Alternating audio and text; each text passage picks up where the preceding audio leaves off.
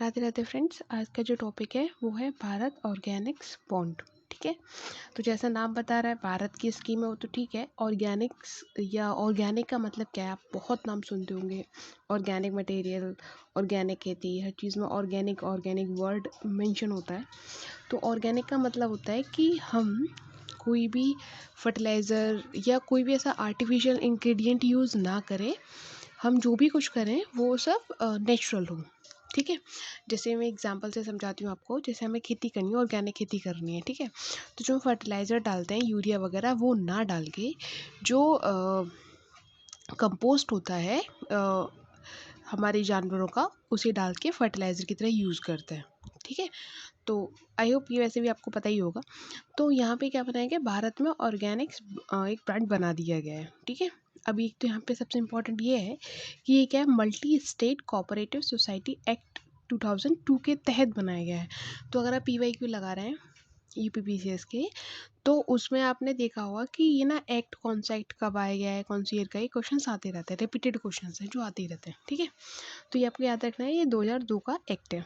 ठीक है, अब वो क्या है कि इसको राष्ट्रीय सहकारी ऑर्गेनिक लिमिटेड मतलब NCOL के गठन की मंजूरी मिल गई है, जो मंजूरी है वो मिल गई है। ठीक है, अब इससे क्या होगा, एक तो सबसे पहले पॉइंट आप याद रखिए, ये क्या है, राष्ट्रीय स्तर की बहुराज्य सहकारी समिति है। मतलब नेशनल लेवल की बहुराज्य, मतलब एक राज्य के नहीं है, एक से ज़्यादा राज्य इसमें पार्टिसिपेट करेंगे। ठीक है, अब ये क्वेश्चंस बहुत इंपॉर्टेंट है कि इसका जो हेड क्वार्टर है, जो मुख्यालय है, वो आनंद गुजरात के अंदर है। अगर आप PYQ लगा रहे हैं तो वहाँ पे हेड क्वार्टर से क्वेश्चंस पूछे जाते हैं, तो उसके लिए इंपॉर्टेंट है, याद रखिएगा कि NCOL का जो हेड क्वार्टर है वो हमारा क्या है, आनंद गुजरात है। ठीक है, अब ये बनाया ही क्यों गया है, तीसरे कह रहा है क्यों बनाया गया, इसका क्या रोल है। तो इसका रोल ये है, सरकार ये चाहती है कि जो किसान ऑर्गेनिक खेती करेंगे, मतलब जैविक खेती करेंगे, और जो उनका प्रोडक्ट आएगा, जो ईल्ड आएगा, जो प्रोडक्शन होगा, उन खेती से सीधे बाजार तक पहुंच हो सके। ठीक है, तो इससे क्या होगा, जो बीच वाले लोग हैं, जो ऐसे बीच वाले लोग का मतलब है, जैसे किसान जाता है एक दुकान पे बेचने के लिए, फिर दुकानदार आके किसी को बेचता है, तो जो मिडिल मैन होते हैं, मिडिल मैन वहाँ पे मुनाफा ले लेते हैं, सीधे किसान को मुनाफा ना मिलके वो मिडिल मैन को मिल जाता है। तो सरकार क्या चाहती है कि जो मार्केट है वो सीधे किसान तक पहुँच सके, जिससे उसकी इनकम बढ़ेगी। ठीक है, आई होप आपको क्लियर हो गया होगा। तो बस इतना याद रखना है कि भारत ऑर्गेनिक्स बॉन्ड जो है वो multi state cooperative society act 2002 के तहत बनाया गया है। NCOL की मंजूरी मिल गई है। इसका मुख्यालय आनंद गुजरात में है, और इसका काम है बेसिकली, जो इसका लक्ष्य है वो है किसानों की खेती, जो खेती की जो उपज है उसको सीधे मार्केट प्रोवाइड करना। ठीक है, अब इसमें है क्या, यहाँ पर एक बैठक भी बनाई गई थी, सहकारिता के माध्यम से जैविक उत्पादों का बढ़ावा देना एक विषय था उसका। ठीक है, अब यहाँ पे जो सबसे इम्पोर्टेंट मुझे लगा वो ये है कि इसमें ना 6 उत्पादों की ब्रांडिंग की गई है। मतलब इसमें जो भारत ऑर्गेनिक्स बॉन्ड है उसमें 6 उत्पाद जारी किए गए हैं। तो इसमें दे नहीं रखे थे, लेकिन मैंने ना इसको लिख लिया कि अगर ऑब्जेक्टिव में क्वेश्चन आ गया तो मैं कर लूँगी। वो 6 कौन कौन से, चना दाल, अरहर दाल, चीनी, राजमा, बासमती चावल, सोना मसूरी चावल। ठीक है क्या कि अगर आप PYQ का ट्रेंड देखें तो ये यहाँ से पॉसिबल है कि क्वेश्चन बन जाए। क्या क्वेश्चन बन जाए कि वो ऑप्शन दे देगा, ऑप्शन पूछेगा इसमें से कौन कौन से वो प्रोडक्ट हैं जो भारत ऑर्गेनिक ब्रांड के अंदर हैं। तो हमें पता होना चाहिए, दो तो दाल ही हो गई, चना दाल, अरहर दाल, एक चीनी, एक बासमती चावल, और सोना मंसूरी चावल और राजमा। आई होप आपको क्लियर हो गया होगा। ठीक है, नेक्स्ट टॉपिक है आपका एकात्मकता की मूर्ति। तो एकात्मता की मूर्ति ये आदि शंकराचार्य जी की है, जिन्हें शंकराचार्य जी बोल देते हैं, आदि शंकर भी बोल देते हैं। उन्होंने एक सिद्धांत दिया था, अद्वैतवाद। ठीक है, उन्हीं के लिए ये मूर्ति बनाई गई है। ठीक है, अगर आप पिछले 2 या 3 साल के ही PYQ निकालेंगे UPPCS के, तो क्वेश्चंस आते हैं। ठीक है, ये क्वेश्चन लास्ट ईयर आया था, मेरा लास्ट ईयर हो गया था गलत, तो ये कुछ नहीं, आपका स्टिकी नोट्स है, इसमें मैंने लिख लिया और इसको मैं अपने टेबल के सामने स्टिक करने वाली हूँ, क्योंकि लास्ट टाइम मेरा ये क्वेश्चन गलत हुआ था। अगर आप 2023 का PYQ देखें तो ये क्वेश्चन आया था और मेरा गलत हो गया, तो मैं नहीं चाहती अगर दोबारा ये क्वेश्चन आए वो गलत हो। तो मैंने इस तरीके से बना लिया स्टिकी नोट्स पे, इसे आगे मैं वीडियो पे स्टिक कर लूँगी। आप लोगों को बता दे रही हूँ, उनका क्वेश्चन क्या था कि षट दर्शन दे रखे थे और प्रतिपादक दे रखे थे। उसमें पूछा ये था कि कौन सा गलत है, ठीक है। तो उसका आंसर उत्तर मीमांसा था। आप तो फिलहाल अब ये कि ये ज़रूरी नहीं है उत्तर मीमांसा का ही पूछो, तो कोई भी पूछ सकता है। तो मैंने लिख लिया कि सांख्य दर्शन के कपिल हैं, योग दर्शन के पतंजलि, ये तो वैसे भी लगा सकते हैं, पतंजलि रामदेव बाबा योग कराते हैं तो वैसे रेड करके कर ही लेंगे। सांख्य दर्शन के कपिल, योग दर्शन के पतंजलि, न्याय दर्शन के गौतम, वैशेषिक दर्शन के कर्ण या कर्णद भी बोल देते हैं, पूर्व मीमांसा के जैमिनी और उत्तर मीमांसा के वादरायण, ठीक है। बहुत इंपॉर्टेंट है, याद कर लेना। मेरा लास्ट ईयर ही गलत हुआ था, अब गलती नहीं करूँगी, इसलिए मैंने लिख लिया। आप लोग, आई होप आपको भी इसमें हेल्प हो।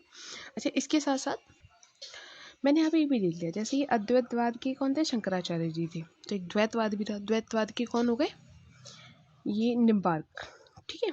तो मैंने लिख लिया था अद्वैतवाद के हैं शंकराचार्य जी और द्वैतवाद के निम्बार्क, ठीक है। जैसा आप देख रहे हैं कि मैं आपको जो बताती हूँ साइड में ना लिख लेती हूँ, जो भी रिलेटेड आए हुए क्वेश्चंस होते हैं, जैसे जब मैं पढ़ूँ तो हेल्प हो, रिवाइज भी हो जाए मेरे साथ के साथ, और उसी तरीके से मैं आपको पढ़ाती भी हूँ, ठीक है। अच्छा, अब देखिए यहाँ पे आते हैं टॉपिक पे। तो जो मूर्ति तो होगी वो तो आदि शंकर जी की होगी, ठीक है।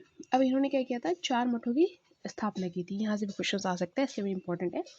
एक तो श्रृंगेरी, दूसरी पुरी, नेक्स्ट द्वारिका और बद्रीनाथ। 4 मठों की स्थापना आदि शंकर जी ने की थी, ठीक है। ये इंपॉर्टेंट है, याद रखिएगा। कौन कौन से, दोबारा बता रही हूँ, श्रृंगेरी, पुरी, द्वारिका और बद्रीनाथ, ठीक है। अच्छा, इसके अलावा ब्रह्म सूत्र भाष्य मतलब ब्रह्मा सूत्र पर एक टिप्पणी और वेदांत स्कूल पर एक मौलिक पाठ की उत्कृष्ट कृतियाँ भी इसी में शामिल है, याद रखिएगा। मतलब इनका रिलेशन भी किसी से है, आदि शंकर जी से ही है, ठीक है। एक तो याद रखिएगा, श्रृंगेरी, पुरी, द्वारका, बद्रीनाथ, 4 मठ। श्रृंगेरी, पुरी, द्वारिका और बद्रीनाथ, ये 4 मठ का जो स्थापना की थी वो आदि शंकर जी ने की थी। और ब्रह्मा सूत्र भाष्य और वेदांत स्कूल का भी के जो मौलिक पाठ है उनका उत्कृष्ट कृतियाँ भी इसी में शामिल है, ठीक है। अच्छा, अब ये मूर्ति कहाँ पे स्थापित की गई है, तो ये की गई है एमपी में, ठीक है। वो रिलेशन भी पूछा जा सकता है, अब नेक्स्ट पेज पे दे भी रखें, ठीक है। और इसका अनावरण ओंकारेश्वर में आयोजित एक संकरवतरण समारोह में होता है। चाहे तो आप इसे इग्नोर मतलब देख लीजिए, ज़्यादा इतना खास सुनिए, लेकिन याद रखिएगा ये मूर्ति मध्य प्रदेश में है। नेक्स्ट पेज पे काफ़ी चीज़ें इंपॉर्टेंट दे रखी थी, जैसे ये बहुधातु प्रतिमा, मतलब एक नहीं, एक से ज़्यादा धातुओं की बनी हुई ये प्रतिमा है, ठीक है। अच्छा, इसमें क्या है कि ये प्रतिमा कहाँ है, खंडवा जिले के पुनासा तहसील के मदंता पर्वत पर है। तो एक तो यहाँ से ये इंपॉर्टेंट है, अगर आप PYQ लगा रहे हैं तो क्वेश्चन पूछे जाते हैं कि कौन सा पर्वत किस स्टेट में है। तो माधाता पर्वत है किसके अंदर, MP के अंदर, क्योंकि ये मूर्ति भी कहाँ लगेगी, MP में लगाएगी, तो ये पर्वत ही कहाँ होगी, मध्य प्रदेश। मध्य प्रदेश के खंडवा जिले के पुनासा तहसील के बनदाता पर्वत पर है, ये याद रखिएगा। मूर्ति 108 फीट है, देख लीजिएगा याद रख पाए तो। चलने की मुद्रा मतलब वॉकिंग पोस्चर इसका है, याद रखिएगा। ये कांस्य मिश्र धातु से बनी हुई है, ठीक है, ब्रॉन्ज अपना ब्रॉन्ज मेटल, ठीक है। इसमें क्या होता है, 88% कॉपर होता है, 8% टिन और लेड। परसेंटेज याद ना हो तो ये आप याद रखिएगा, कॉपर, अच्छा प्लस टिन प्लस लेड, ठीक है। ये कॉम्बिनेशन होता है किसका, ब्रॉन्ज का, ये आप याद रख लीजिएगा, ठीक है। अच्छा, अब इसमें क्या है, इतने फिट ऊंचे आसन पर है, इतनी पंखड़ी हैं, ये आप देख लीजिए, मुझे लगता है खास इंपॉर्टेंट है। अच्छा, ये 500 वर्षों तक रह सकती है, ये भी बस पढ़ लीजिएगा, मुझे लगता है बहुत ज़्यादा इंपॉर्टेंट है, बस इतना याद रखिएगा। इसका जो कंसेप्चुअल स्केच है किसका, इसी मूर्ति का, किसने बनाया था, वासुदेव कामत जी ने बनाया था। जबकि इस मूर्ति को किसने बनाया है, भगवान रामपुरी जी ने बनाया। जो मूर्तिकार है वो भगवान रामपुरी जी ने बनाया है, ठीक है। तो वैचारिक स्केच वासुदेव कामत जी का है और जो मूर्तिकार हैं वो है भगवान रामपुरी जी, ठीक है। अब इसके अलावा कुछ और मूर्तियों के नाम दे रखे थे, ठीक है। तो जैसे statue of unity Sardar Vallabh भाई पटेल जी की है, जो गुजरात में, क्योंकि यहाँ से पूरे चांसेस है क्वेश्चन कैसे आ जाएंगे, एक तरफ लिख देंगे कि किसका स्टैचू है, दूसरी तरफ कौन से स्टेट में, ठीक है। तो स्टैचू ऑफ यूनिटी तो गुजरात में हो गया। अभी स्टैचू जैसे अभी आपने यहाँ पे पढ़ा, स्टैच्यू ऑफ वननेस किनकी होगी, शंकर जी, जो आदि शंकर जी उनकी होगी। त्रिवलपुरम प्रतिमा जी वहाँ पे है, तमिलनाडु में है। गोमटेश्वर प्रतिमा कर्नाटक में है। हनुमान जी की मूर्ति नई दिल्ली में है। भगवान मुरुगन प्रतिमा तमिलनाडु में है। मुद्रेश्वर जो भगवान शिव जी की प्रतिमा है वो कर्नाटक में है। स्टैच्यू ऑफ बिलीफ ये भी बनाया मैंने लिख लिया था, शिव जी की है जो राजस्थान में। इसके अलावा एक और मैंने यहाँ पे ऊपर लिखे थे, स्टैच्यू ऑफ इक्वलिटी तेलंगाना में है, सन वो रामानुज जी की है। और मदापम हनुमान जी की मूर्ति आंध्र प्रदेश में है।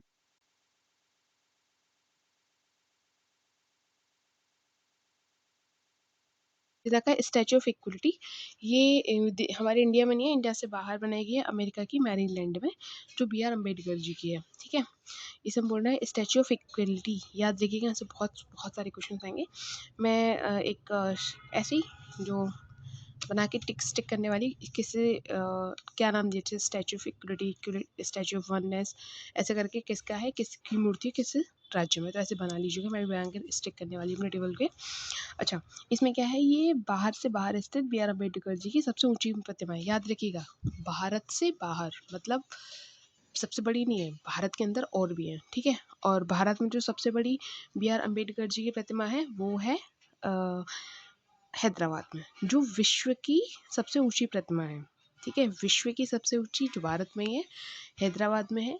और जो भारत के बाहर सबसे बड़ी बनाई गई है वो अमेरिका के मैरीलैंड में बनाई गई है। ठीक है, याद रखिएगा। इस मूर्ति को किसने बनाया, रामवी सुतार जी हैं जो इसके स्कल्पचर। ठीक है, ये याद रखिएगा। स्टैचू ऑफ यूनिटी ये तो पता ही है, सरदार वल्लभ जी की किसमें, गुजरात में। ठीक है, और इसको किसने बनाया था, इन्होंने बनाया था, रामवी सुतार जी ने। ठीक है, आई होप यहाँ तक आपको क्लियर हुआ हो। कैसी लगी आपको वीडियो ज़रूर बताइएगा। राधे राधे।